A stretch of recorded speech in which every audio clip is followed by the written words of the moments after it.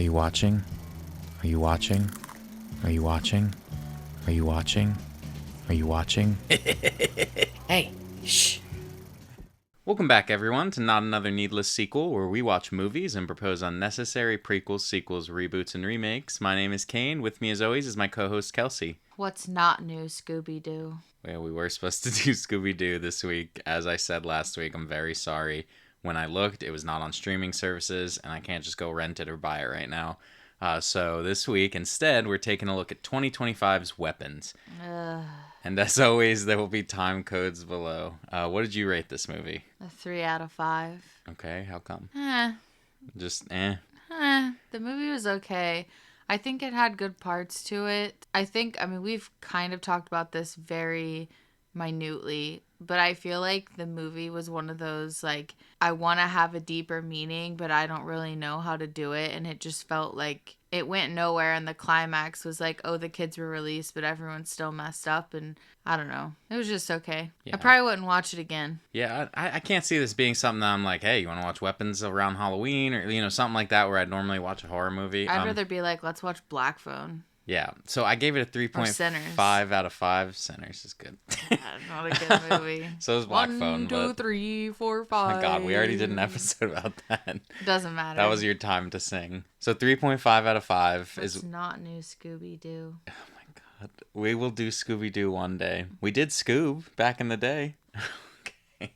I was looking forward to watching gosh. Scooby-Doo all week, everyone, and So was I. I'm so upset about it. I'm sorry. And then to watch a movie that's not that good Can I just give is my such rating? a letdown.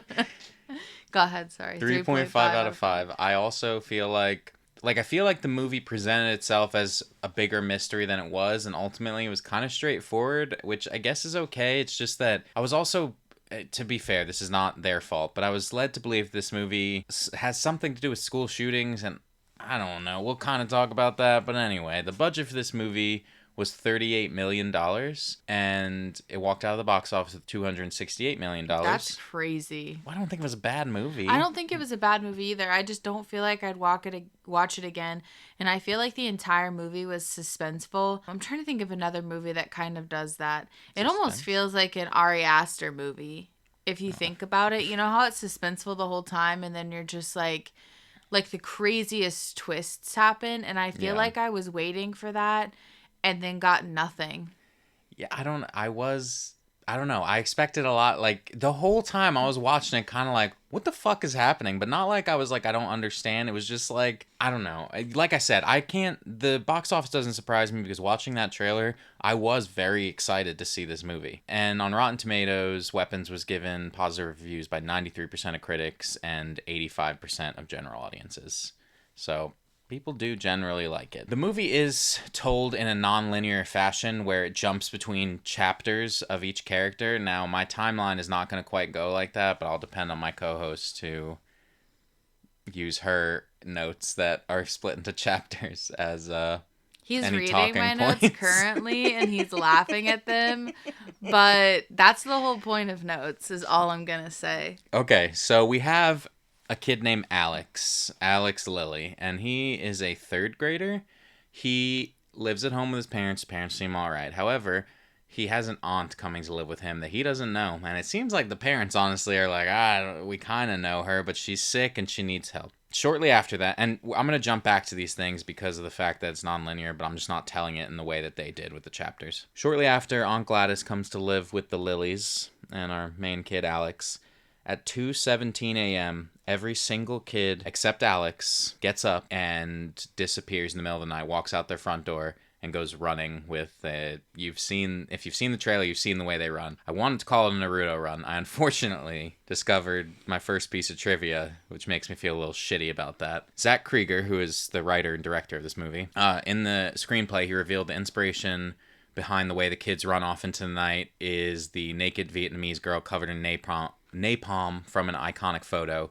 The photo is an award-winning war image called The Terror of War, or also known as Napalm Girl. It's taken in Vietnam in 1972, and it shows a 9-year-old excuse me, a 9-year-old girl running from her village after it was hit in a strike. And that photo became one of like the most striking from the Vietnam War, and, you know, showing people how shitty and horrible war is, and crimes in war, and the victims of war. And so that's kind of where he got the inspiration for the way they run. On top of that, I wanted to point out something that'll come up as well, because you see Justine, Alex's teacher, in their classroom, and Justine is teaching about parasites at one point, just before the kids are taken.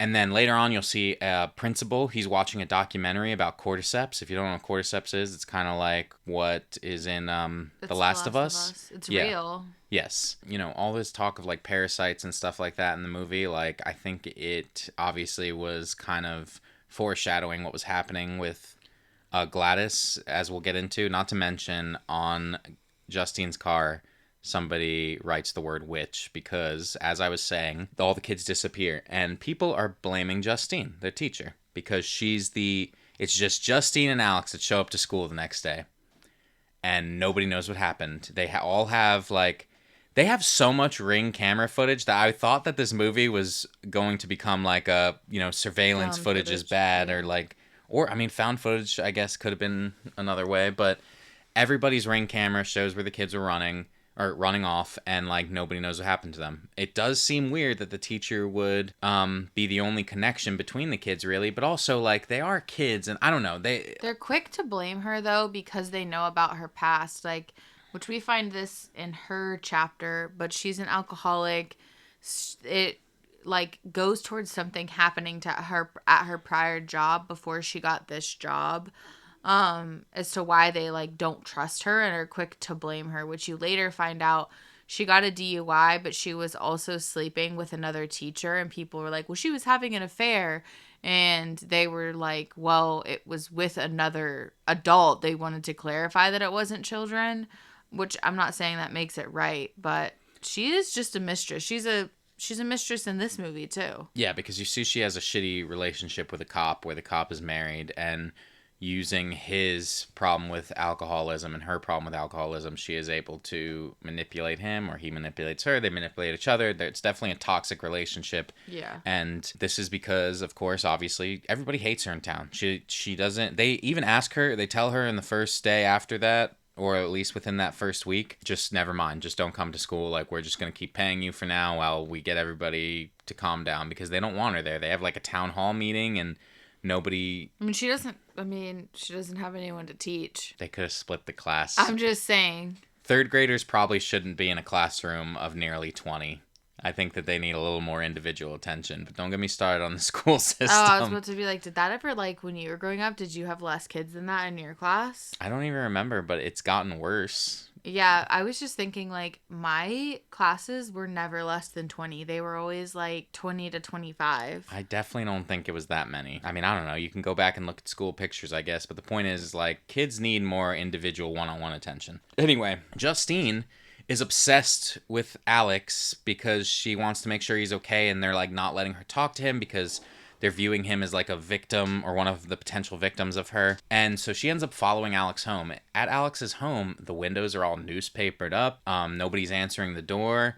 And she tries to get in there, and like she looks through the window and sees Alex's parents just sitting there, not moving at all. So she asks the principal of the school, Marcus Miller, to do a welfare check. Marcus has been telling her to leave the whole thing alone, but we'll come back to Marcus going ahead and agreeing to do that welfare check. Meanwhile, one of the fathers, Archer Graff, he is doing his solo investigation because he doesn't trust that it's not Justine. Everybody's telling. I mean, Justine, you see her drink throughout all of this, and what I got the vibe was that she was no longer drinking prior to this happening, and she puts her vodka in a cup and falls asleep outside of the home, and you don't know who it is yet, but the aunt or the mom like comes out and cuts a piece of her hair off. Yeah. And then it changes to But that Archer. ultimately, like, thinking about that, which we'll get to, that was completely pointless. They didn't do anything with that. No. Because she uses the hair. I mean, hold on, we'll come back to it, I guess. But I was thinking about that when I was doing my research. I was like, why did they even bother? Like, yeah, it was creepy, but like, why didn't she utilize that? I thought that was the point. I know. It does go to Archer, though, which is who. Yeah, so Archer is following Justine. You know, he's pissed off. He's actually someone who ends up painting on her car the word witch. Yeah, he's the sad dad.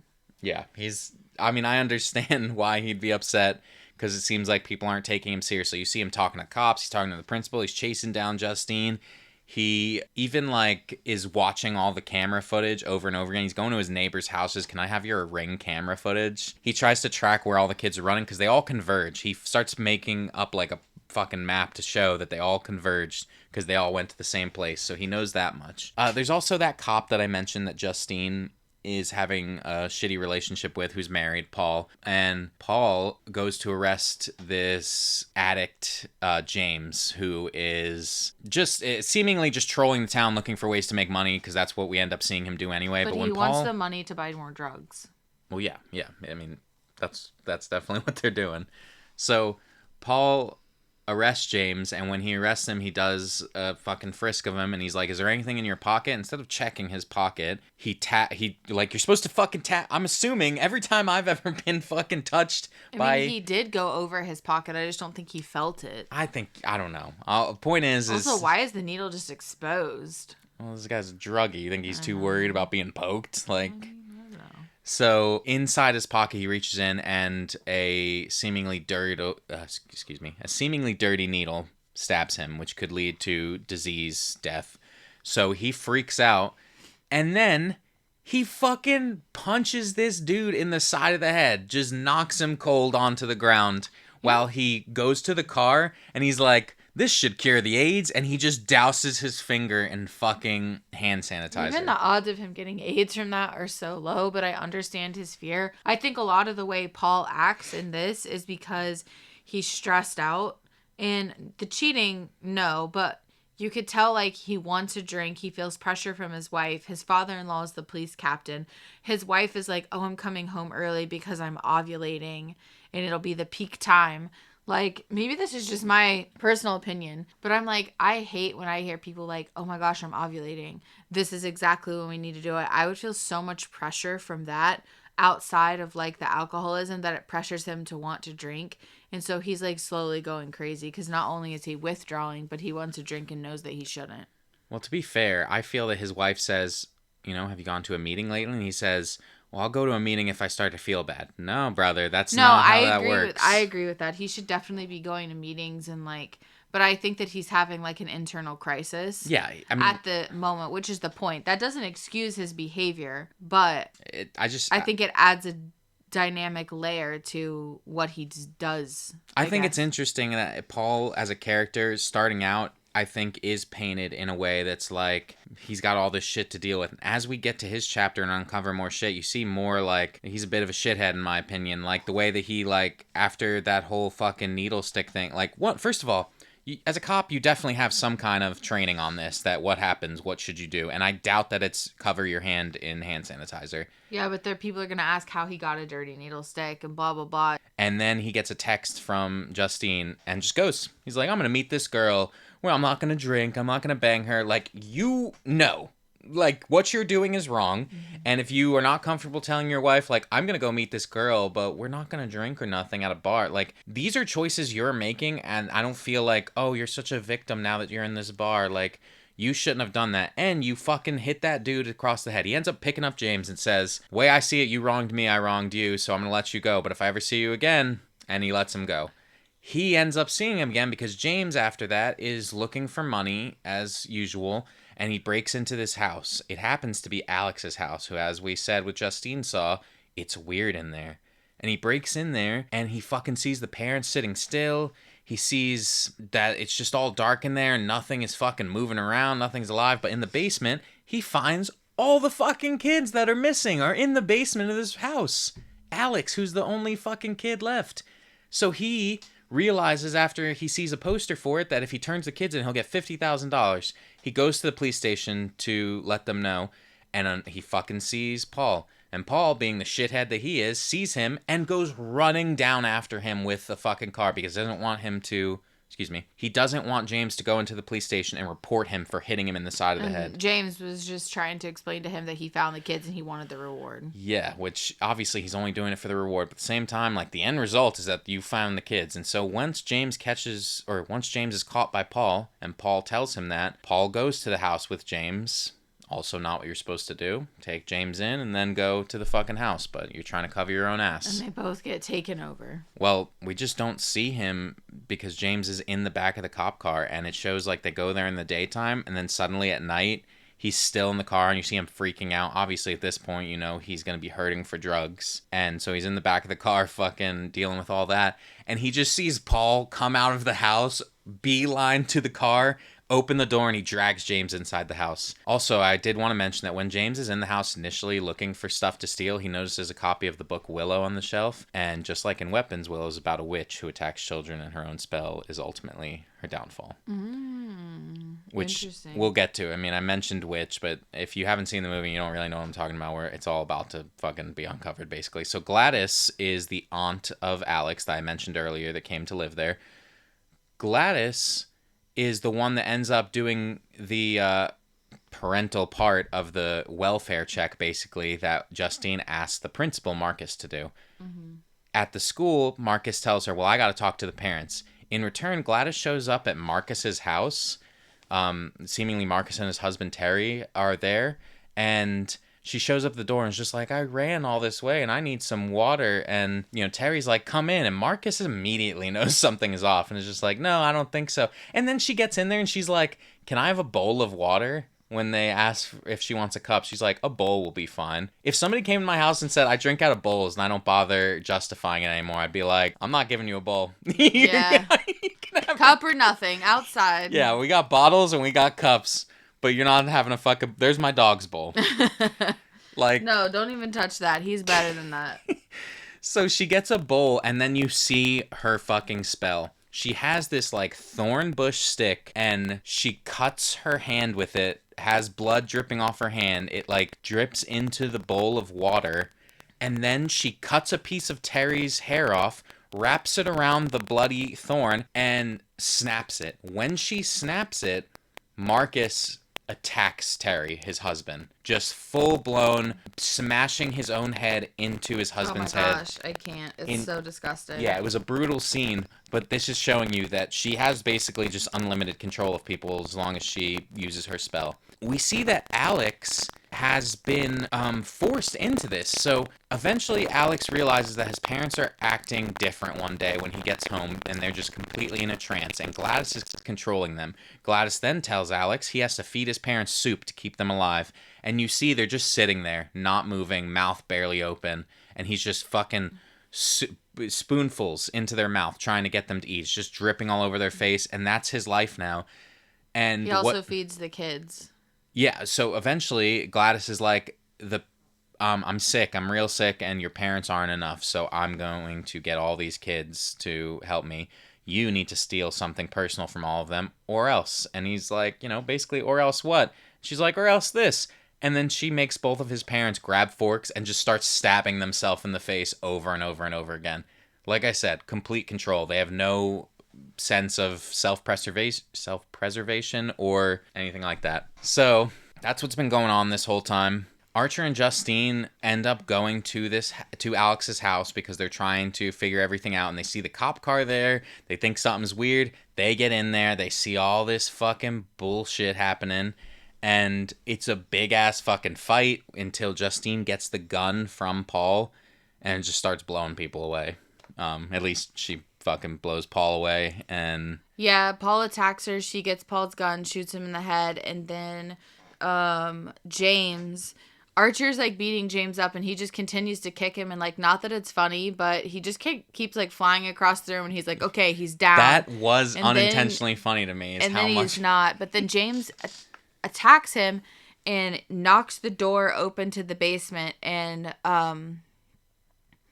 old boy is on this. Archer's like on the stairs, he's being choked, and Justine shoots James in the head, and then he looks down the stairs and sees all the children. So that then he goes to find his son Max. I actually forgot to mention like a big scene because I didn't really put it anywhere.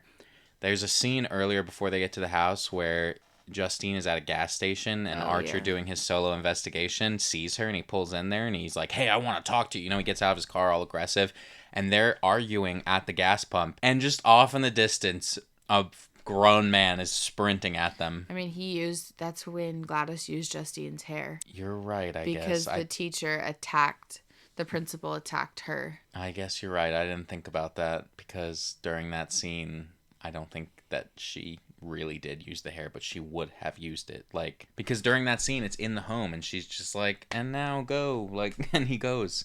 She didn't wrap more hair around it and break it again, which is what she should have done if they wanted it to look like it was consistent. But yes.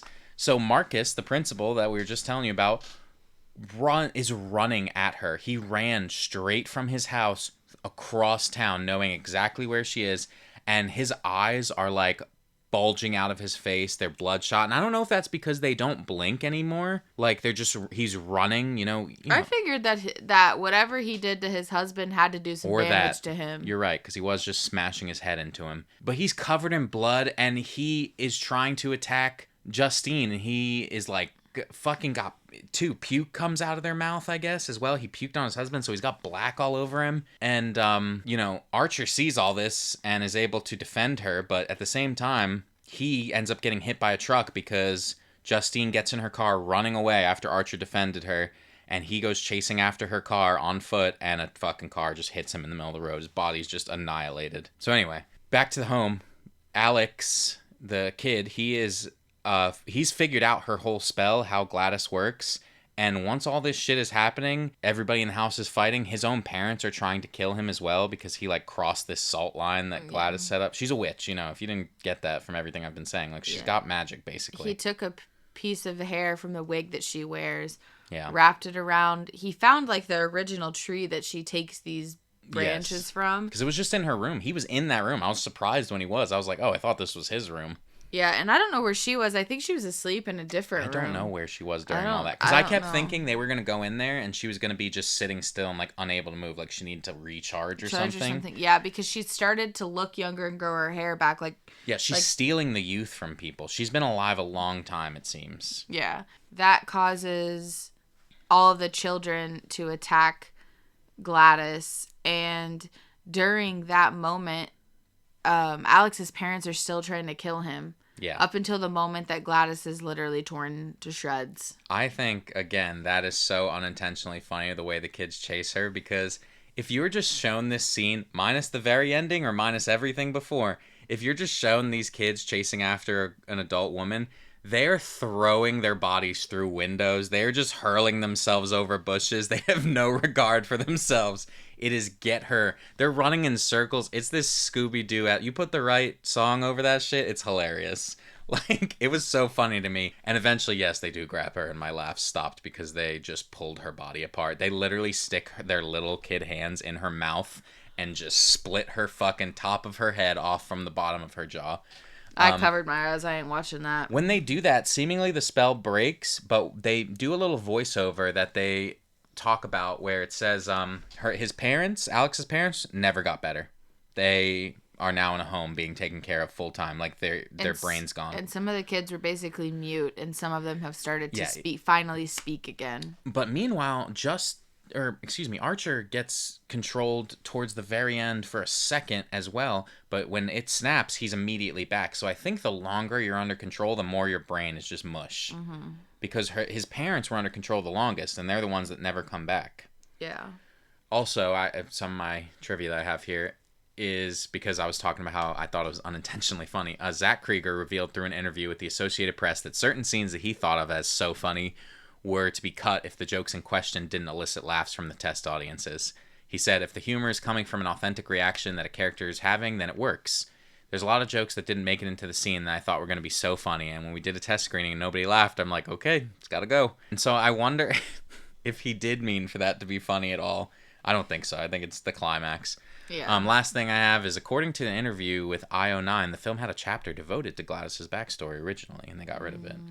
You think it's because of prequel territory? Yes, which is what I'll get into next. Krieger discussed a potential sequel to Weapons in an interview with Variety, saying he was excited about the idea but wanted to make other films first.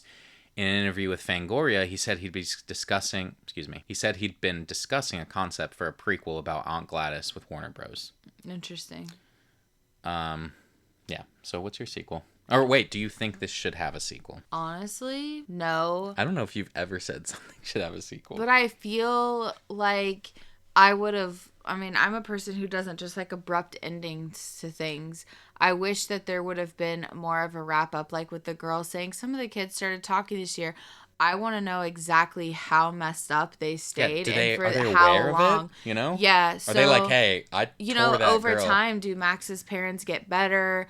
I would have wanted like 5 more minutes just to end a that for time me, jump but or something? yeah, but I don't necessarily need Yeah. a sequel. I don't really know where you would go from there. I didn't like it enough to want a sequel, though I wanted to be Yeah. expanded, but I wanted to be expanded in this movie. Yeah, So, exactly. anyway, what is your pitch line? Down the witch's road. Nice. What's the title? Weapons break the curse. I like that. Thanks. So, what is it? Let me grab this so I'm facing the mic. Okay. Alex has moved away and is now living with a different, I say aunt, I'll say aunt because I don't want to be made fun of, living with a different aunt and going to school, but he misses his parents.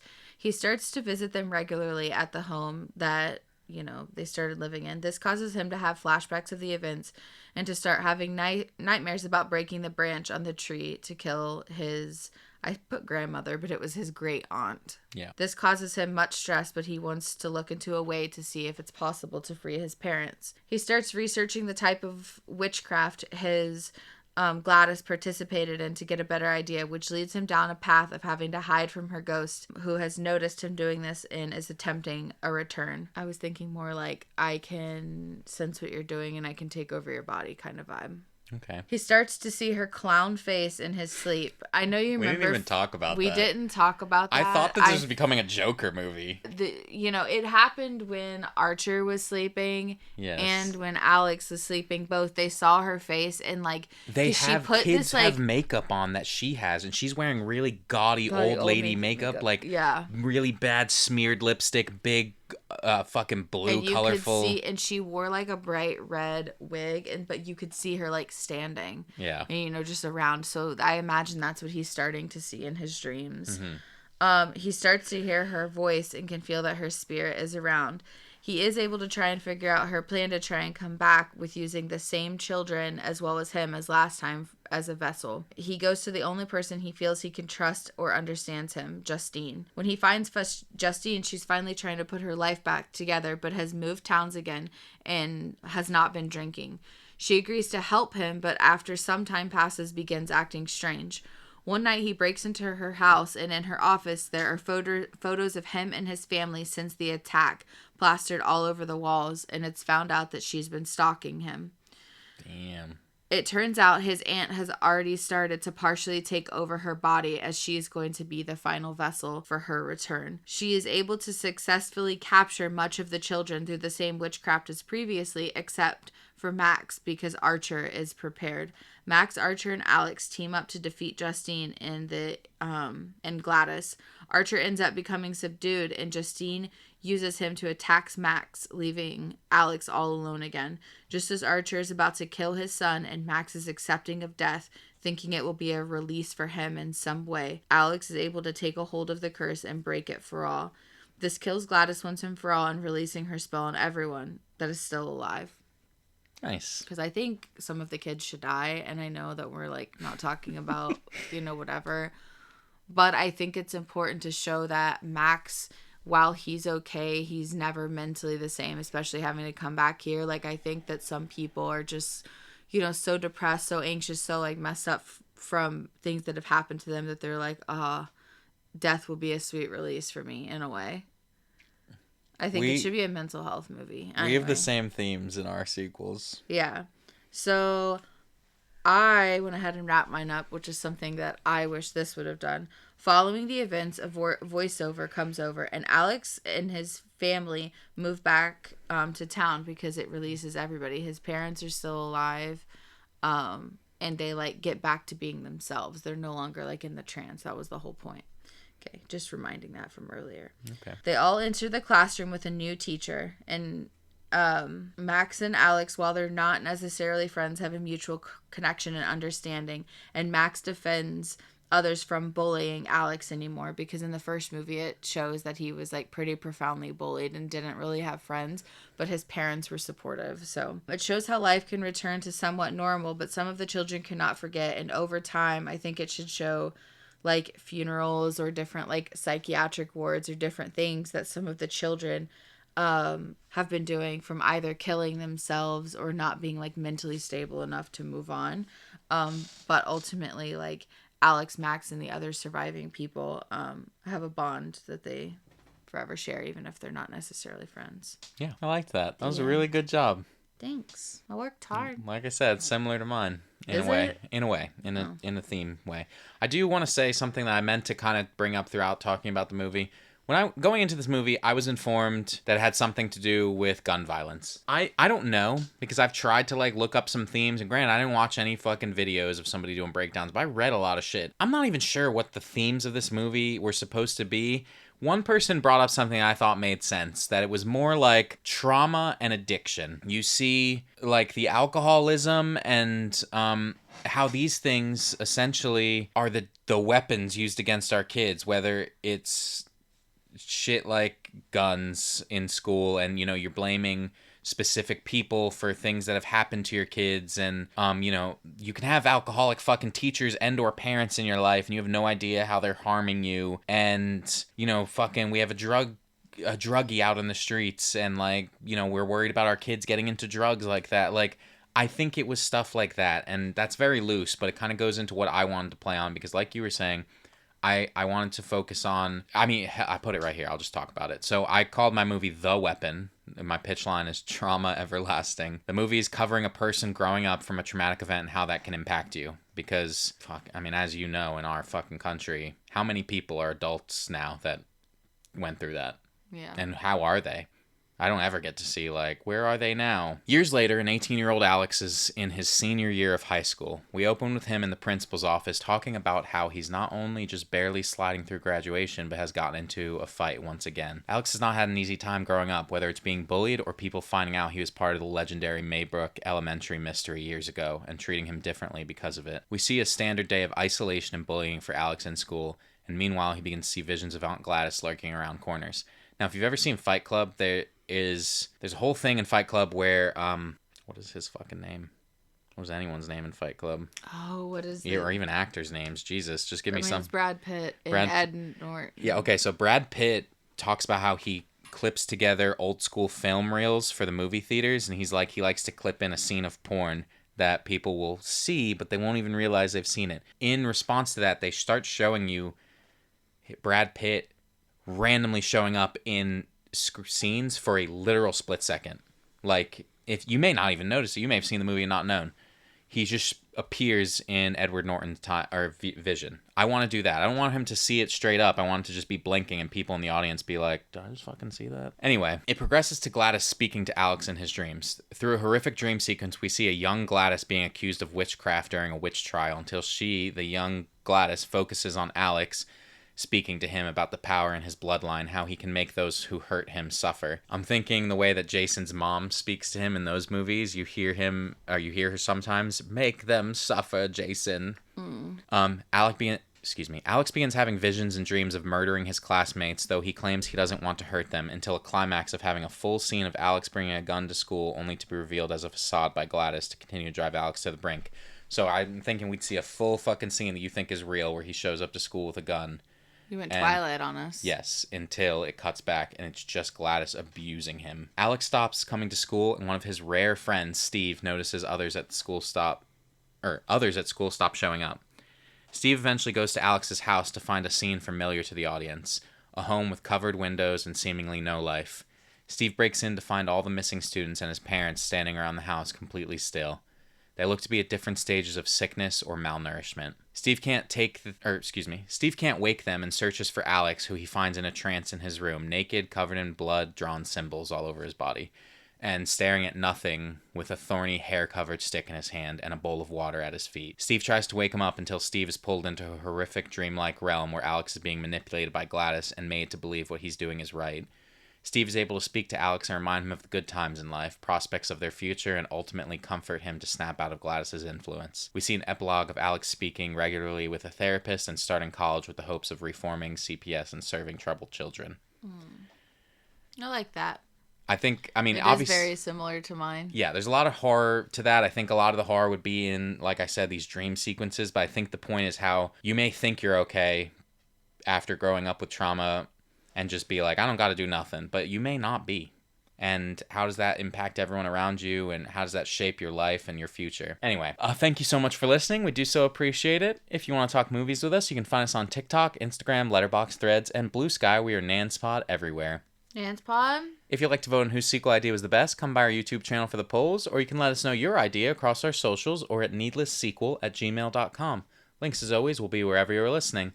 If I could ask you for one thing, it's to share our show with someone and leave us a review. That is how we get new listeners, of course. Or, excuse me, fuck. Of course, I also ask that you come back for more Needless Sequels. Next week, we'll be starting our 100 episode special and watching The Hunger Games Ballad of Songbirds and Snakes. More to come on how that special will work. Sorry, are we going in chronological order then? Yes. Nice. I mean, literally, that's the only... It's either watch that at the front end or the back end. I guess that's true because Haymitch just hasn't come out yet. Yeah. Cool. Anyway, take care of yourselves, everyone. We will see you next week. Bye.